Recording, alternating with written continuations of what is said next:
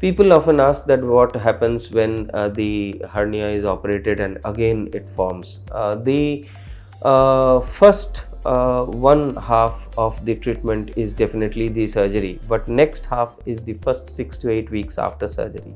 If you take the precautions, if you don't lift heavy weights, if you don't drive, if you don't do any strenuous activity, if you are taking your medicines for the prostate properly, if you are not coughing, if you are not exerting pressure while passing stool and all, and the hernia repair tends to solidify, and after that there is no chance of recurrence once the repair has become solid. So the first 6 to 8 weeks after surgery is also as much vital as the surgery itself. If you take good precaution in that time, then it will not recur.